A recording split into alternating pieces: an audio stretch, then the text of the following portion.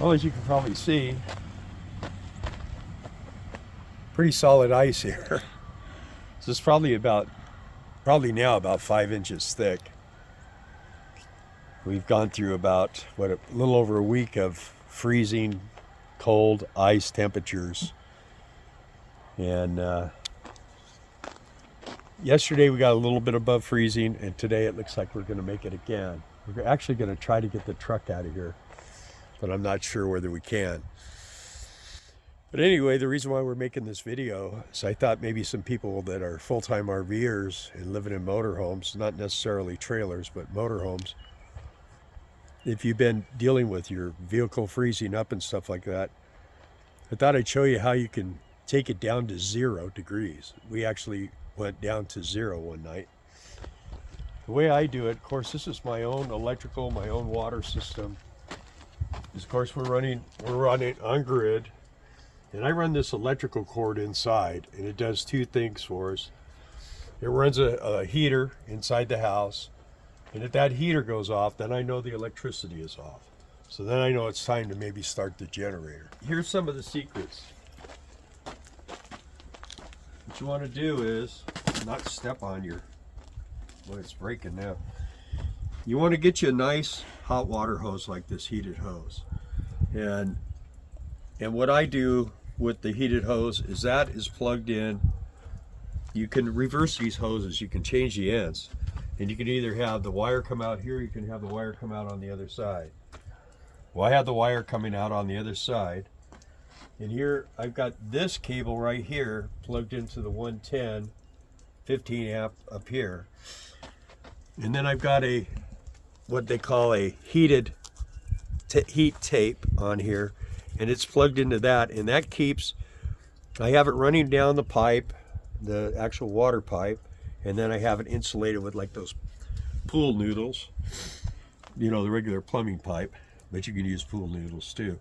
And that keeps that from freezing down. And if it starts to freeze, if you can get it to shut off, then it will drain the water down below. But we haven't touched anything. This is the first time I've touched it since before all this started. And then I got my regular 50 amp service coming into the motorhome over here.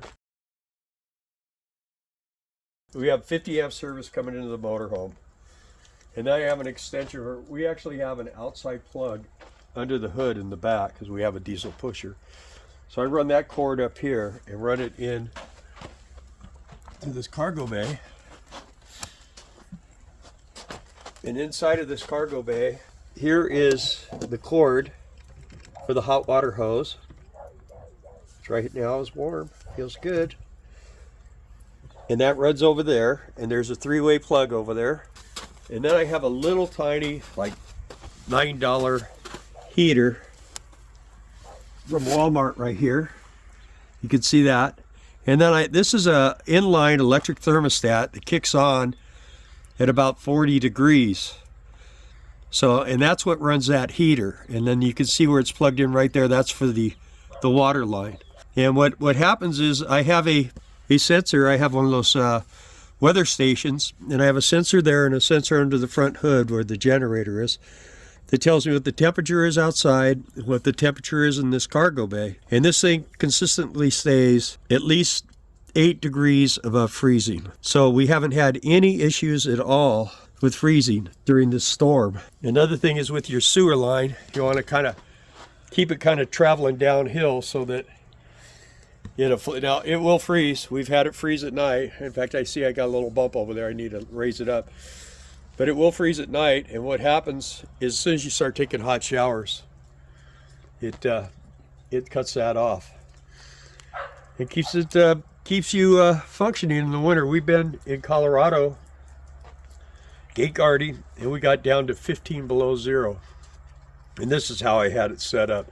The only thing that kept screwing up was their water feed. We kept having water feed problems, pumps freezing and stuff like that. But our system here seems to work really good, and as long as electricity stays on, no problem. So I thought you guys might be interested in seeing how to do that. It's pretty simple. You can get it pretty much everything you need at Home Depot. or Walmart has a lot of this stuff. And you need to get you a heated water hose. Well, I used to build my own, but by the time you get done building them, it's about the same amount of money. And these things work really, really good. So, but this system runs 24/7 until we get all done. And then when it warms up, everything shuts off. You can see over here, there's the 2 plugs, and there's the main feed in there. So that's all I got going on. Works really, really well. It's difficult. This has been a difficult time. This is the coldest. We're not built for this. This is the coldest it's ever been here for us. This is not our favorite thing, but here we are. My brother lives here, and he says, well, this happens about every 5 to 10 years. And yeah. We were here one time when it was about this cold. Back in the... Not this much snow, though. Yeah, but back in the 80s. And the problem is it's not just snow, it's ice. It came down as ice. It didn't come down and then melt and then freeze as ice. It came down as ice. My poor brother, he spends every morning out busting ponds so that cows can get a drink. He had one actually walk out on the ice the other day and fell in, a yearling, and they went out with a tractor and they got the cow out, saved the steer, and then they got the tractor stuck, but I guess they finally got that out too. So this is a rough life out here. It's not as easy as people think. There's a lot more to getting your hamburger. And I always say, it's real pretty on a calendar, but not in real life. I don't like this. We'll walk around this way. Let's show them what it looks like out here. Let's watch Darla walk. No, let's don't. Hate to see her leave. I like to watch her go, Yeah, so there's my little motorcycle shed. And it looks like it's doing okay. And there's the garage. The car's in there. Have to keep the car in there. It can't get wet. As we come around here, you can see, I think we maybe get about 4 or 5 cars a day go up and down this road. Not much. And most of these people have stayed just in that house the whole time.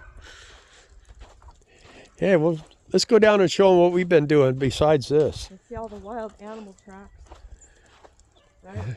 Yeah.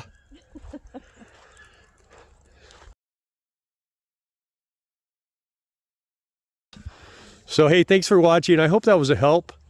Darla and I, this is our 17th year full timing. So we are 16 months, 6 years right now on the road. So hopefully not many more because we're getting pretty old. But 16 months, 6 years. 16 years, 6 months. Don't try to confuse me with the facts, okay? All right, well, hey, thanks for watching. If you like this kind of goofy stuff, just give us a thumbs up. We appreciate it. Thank you.